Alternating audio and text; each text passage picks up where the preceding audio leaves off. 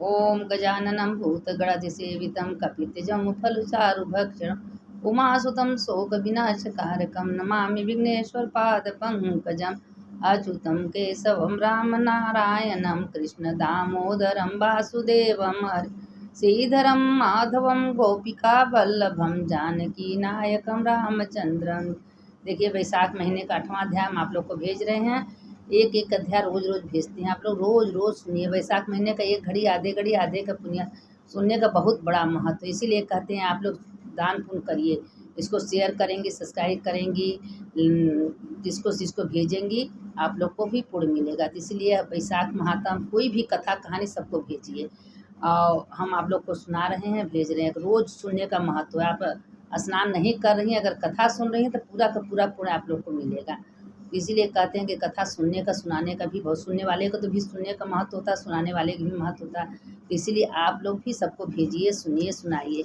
अब 8वां अध्याय वैशाख महात्म का सुन लीजिए। तदंतर मैथिक ने कहा, हे ब्राह्मण, जल का दान न करने से इच्छा कुल के राजा के 3 वर्ष तक चातक फिर मेरे घर में गृह गोधा का होना उस अधर्मी के कर्मों के अनुरूप ही हुआ। महात्माओं की सेवा न करने से गिद्ध की योनि पाई, परंतु आपने जो यह कहा 7 जन्म तक कुत्ते की योनि मिली, यह सब मुझे अनुचित प्रतीत होती है। उनके महात्माओं को दुख नहीं दिया, परंतु उसने सेवा नहीं किया, बिना कारण उसे कुयोनि क्यों मिला? हे विप्र, आप मेरे इस संशय को दूर कीजिए। उसने भगवान से प्रश्न कर रहे हैं कि हे भगवान, अगर हमने ऐसा कुछ नहीं किया तो हमको इतना दुख क्यों मिला? तो भगवान उनका जवाब दे रहे हैं कि सुनिए आप लोग। सूत जी ने कहा, हे राजन, जो तुमने प्रश्न किया है उसका समाधान कहता हूँ। यह बात कैलाश पर्वत पर शिव जी ने पार्वती से कही थी। संपूर्ण लोकों को रच कर उनकी आयुष्मति और ऐहिक 2 प्रकार की स्थिति बनी गई हेतु है। स्थिति के निमित्त प्रत्येक 3 भेद माने गए। यह जल सेवा, अन्न सेवा, औषधि सेवा, महाभाग, ये तीनों ऐहिक हेतु है। यह सब 3 साधु सेवा, विष्णु सेवा, धर्म सेवा, ये 3 परलोक स्थित हेतु है। जैसे घर में इकट्ठा हुआ मार्ग का व्यय मार्ग में काम देता है, उसी तरह ऐहिक ऐहिति का करना तत्काल धन संपत्तियों को देता है। वही किसी विशेष कारण से अनर्थ का कारण भी होता है। अप्रिय बातों का कहना दुख होता है। यहाँ हम एक बहुत पुराने इतिहास का वर्णन करते हैं। इसका अद्भुत श्रवण मात्र से रोमांच हो जाएगा। यज्ञ दीक्षा के उत्पन्न 10 प्रजापति महादेव जी को बुलाया, कैलाश पर गए। उन्होंने देखकर उनकी भलाई की इच्छा से महादेव जी उठकर आदर नहीं किया। जो उनकी आग्रह के भूता के इकट्ठे उठते हुए उनकी आयु, धन और यश तत्काल नष्ट हो जाता है। अब देखिए कि तुम तो महादेव हैं, भले उनके दामाद थे, लेकिन दक्ष को पता नहीं था कि महादेव हमको देख के क्यों नहीं उठे। इसीलिए दक्ष बदला लेने के लिए इतना बड़ा यज्ञ किया, लेकिन महादेव को यज्ञ में नहीं बुलाए। अब उसका परिणाम क्या हुआ? तो इसीलिए कहते हैं ना कि कभी उल्लंघन नहीं करना चाहिए। प्रजापति की भलाई के निमित्त महादेव आसन से न उठा, मेरा आदर नहीं किया। यह उन्हें बड़ा क्रोध आया और अनेक प्रकार के महादेव जी ने आगे ही निंदा करने लगा। इस कृत्य आत्मा दरिद्री, बड़ा दर्प, बूढ़ा बैल विशाल, केवल चर्म ही शेष रहा, यही इसका धन है। कपाल की हड्डी धारण करता, अत्यंत पाखंडी, अहंकारी, अपवित्र कर्मी, भगवान कैसे मंगल करते? दरिद्रता के मारे शीत से व्याकुल अपवित्र हाथी के कर्म ओढ़ता है, स्मशान में रहता है। धीरज न ज्ञान है, इसकी भस्मासुर दूर भाग गया। रात दिन भूत प्रेत के पिशाच में रहते हैं। देखिए, भगवान को जो ऐसा अनबन करता है तो उसको तो भगवान दंड देते ही है ना। अपनी कन्या सती का विवाह करके संग ही दिया, यह भी पृथक धर्म वाली हो गई। मेरी पुत्री भी मुझे कुछ प्रयोजन नहीं है। जैसे कुम्हार का घड़ा चंडाल के हाथ में जाने से किसी काम का नहीं रहता।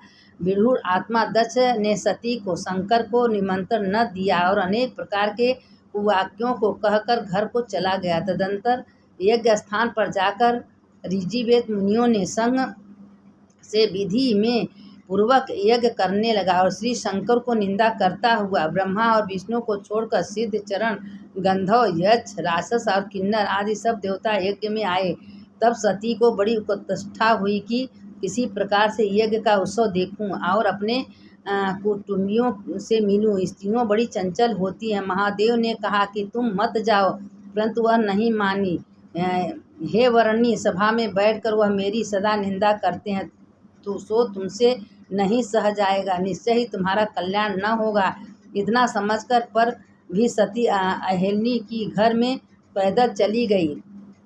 चुपचाप जाती हुई सती को नंदी ने अपनी पीठ पर बैठा लिया और करोड़ों भूतादि महादेव के गण पीछे हो गए और यज्ञशाला में जाकर प्रथम महत्व के भीतर गई। परंतु जब उन्होंने कोई न बोला, इसीलिए कहते हैं मैका हो, यज्ञ हो, कोई पूजा हो, पाठ हो, जब तक निमंत्रण नहीं मिले, बुलावा नहीं तो जाना नहीं चाहिए। जिसको वहाँ इज्जत सम्मान नहीं होता है। अगर निमंत्रण हो, चाहे मैका भी क्यों न हो, बिना निमंत्रण का नहीं जाना चाहिए। जो बिना निमंत्रण जाता है उसका अपमान ही होता है। अब देखिए, भगवान महादेव उनको मना किए कि मत जाओ सती, लेकिन सती मानी नहीं। उसका क्या परिणाम हुआ, तो वह नहीं मानी। अब वहाँ आहुति जब हो रहा था तो सती ने आंखों से देखी, आंसू भर आए। अनुकूलता कहने लगी, मनुष्यों को बड़े अवज्ञा करता हुआ उनका कल्याण नहीं होता। जो संसार में रचने वाले सबके प्रभु अविनाशी हैं, ऐसे रुद्र ही तुमको आहुति नहीं दी। जितने बड़े बड़े ऋषि मुनि महात्मा इकट्ठे हुए, उसमें से तुम्हारा दुष्ट बुद्धि किसी ने दूर नहीं किया। मालूम पड़ता है कि विधाता इनके भी सन्मुख नहीं है। सती ऐसा कहकर ही पूषा देवता मुंह फाड़ के हंसने लगे और भृगु ढाढ़ी से हंसने लगे, मुंह फाड़ फाड़ के रोने लगे, हंस हंस के उनके सती का मजाक उड़ाने लगे। देखिए, कहते हैं ना कि हंसी में हो चाहे मजाक में हो, कोई किसी का मजाक उड़ाता तो भगवान उसको छोड़ते नहीं हैं। अब अभाग्य के निंदा करने लगे।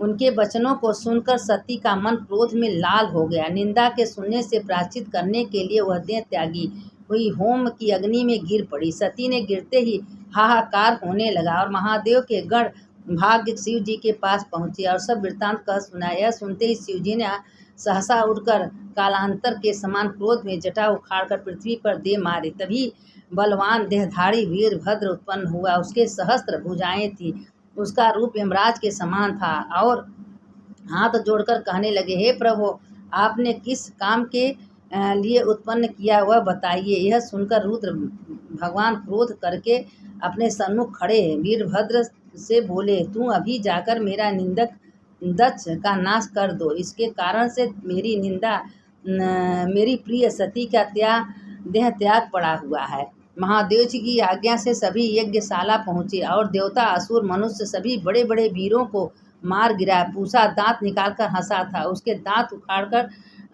डाले। दुरात्मा भृगु दाढ़ी वृक्ष का सिर काटने के लिए बड़ा उद्यत हुआ। उसके सिर पर दक्ष भृगु अपने मंत्र के बल से कर रहे थे, जिसे सिर नहीं कटा था। तब रुद्र ने स्वयं आकर उसका दुरात्मा सिर काट दिया, अगल अगल कर दिया। ऐसे करने से यज्ञ आए सबका हाहाकार संहार हो गया। वरुणों के संग कैलाश चले गए।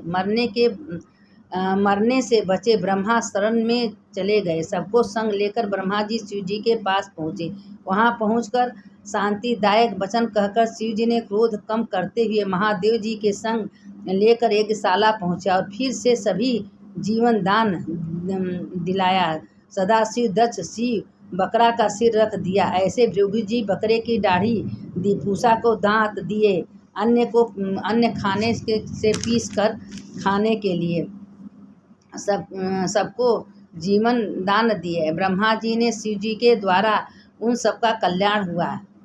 तरह तरह पृथक पृथक स्थानों पर चले गए।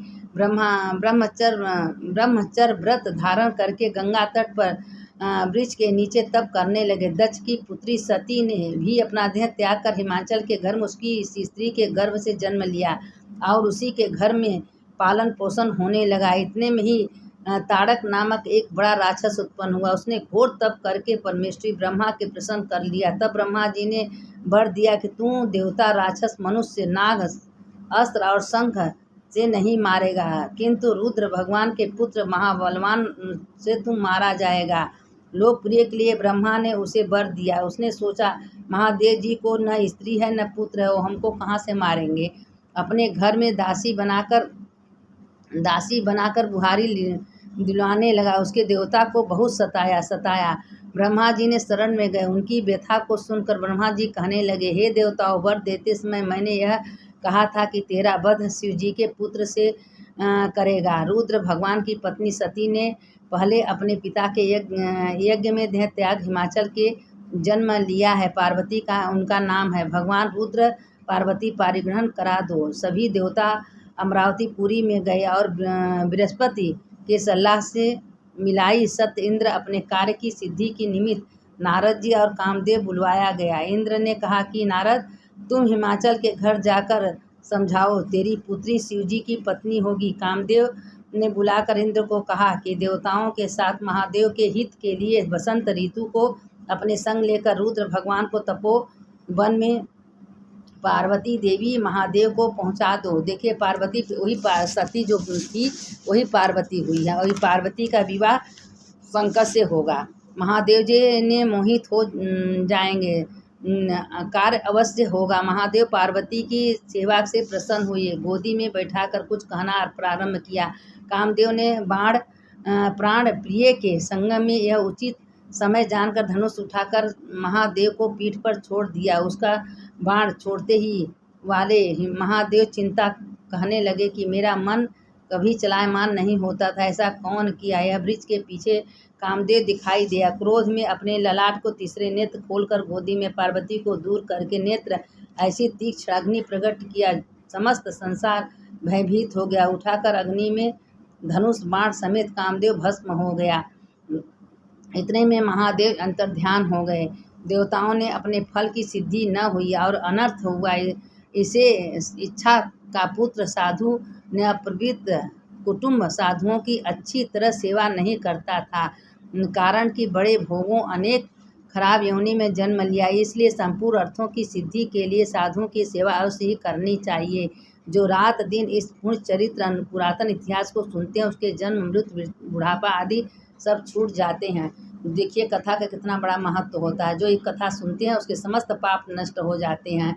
इसीलिए कहते हैं कि वैशाख महीना, कार्तिक माघ, हर महीने का कथा सुनना चाहिए। जो इस कथा को सुनते हैं उसके समस्त पाप दूर हो जाते हैं। कथा सुनने का बहुत बड़ा महत्व होता है।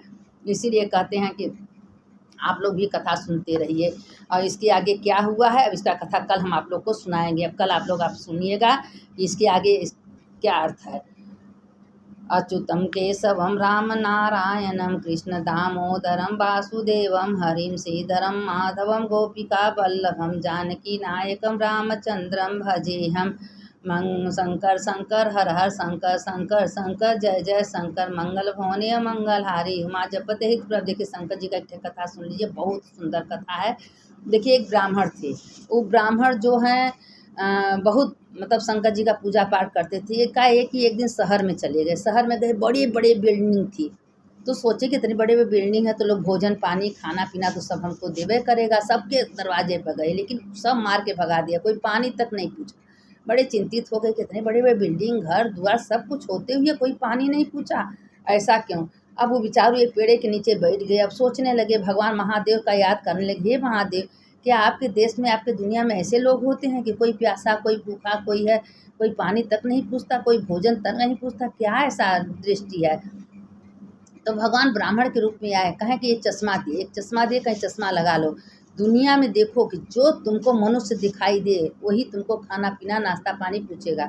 और ये चश्मा लगा देखे तो सब घोड़ा, हाथी, बैल, बिल्ली, और जब चश्मा हटा दो तो सब मनुष्य दिखाई देने लगा।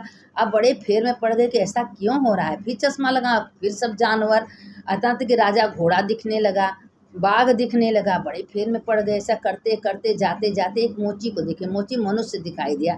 अब मोची उसको दौड़ के आए, ब्राह्मण को कहा पानी पी लिया, आपको भूख लगा, प्यास लगी। सोचे ब्राह्मण की मोची है, इसके घर में हम पानी कैसे। और ब्राह्मण को बहुत तेज भूख प्यास लगा था। बड़ी चिंता हो गया कि हम करें तो क्या करें। तो मोची का देखो 2 रुपया हम कमाए हैं, तुम मेरा पानी दाना मत पियो, चलो होटल में तुम खाओ और जो पैसा होगा हम तुमको देंगे।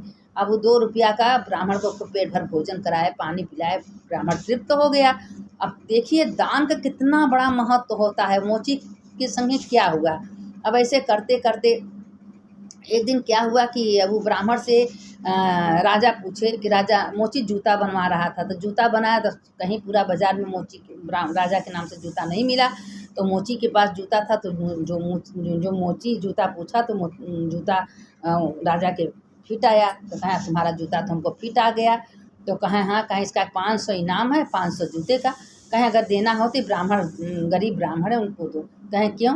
कहें कि ये बताओ कि तुमको इतना दुनिया में है तो तुम मोची के पास क्यों गए?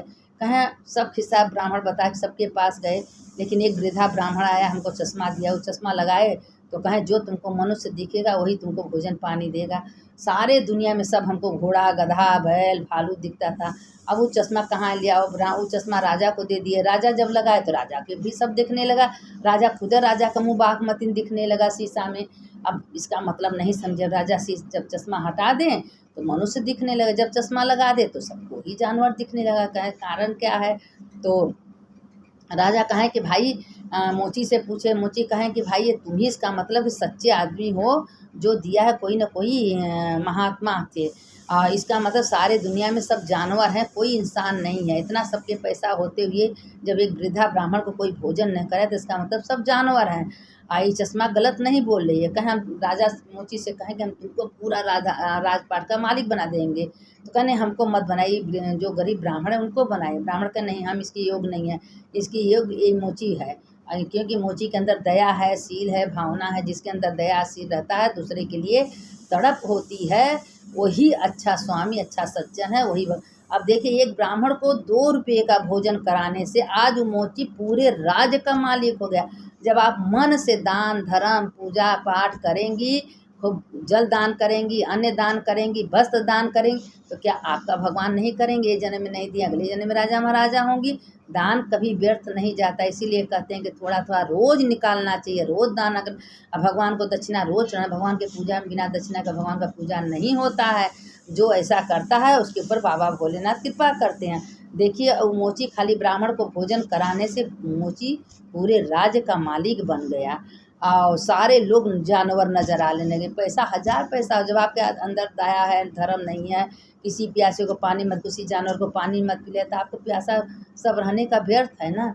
इसीलिए अच्छा कर्म करना चाहिए। जो अच्छा कर्म करता है भोलेनाथ उसके साथ रहते हैं। भोले पार्वती माता शंकर जी शाम को निकलते हैं विहार करने के लिए। 4 बजे निकलते हैं, रात भर घूमते रहते हैं। देखिए लोग कितना मेरा संग जप कर रहा है, नाम ले रहा है, सत्संग कर रहा है, कीर्तन कर रहा है, कितना लोग मेरा जप करा, सब लिखा पढ़ा होता है। ये अपने कर्म का फल आपके सामने आता है। अच्छा कर्म किए हैं तो अच्छे से रहेंगे, अच्छे घर में रहेंगी, अच्छे कपड़े पहनेंगे, अच्छे खाएंगे पिएंगे, भगवान सब कुछ अच्छा अच्छा देंगे।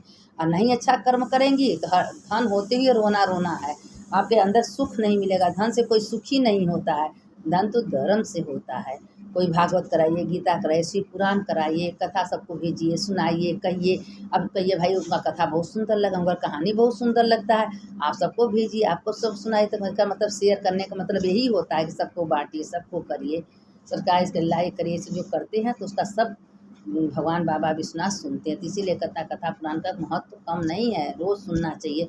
जो ऐसा करता है बाबा भोलेनाथ उसके ऊपर कृपा करते हैं। सुनने वाले की जय, सुनाने वाले की जय। शंकर शंकर हर हर शंकर शंकर शंकर जय जय। मंगल भवने मंगल हारी, माँ जपत यही त्रिपुरारी। सुनने वाले की जय, सुनाने वाली हर हर महादेव, हर हर महादेव।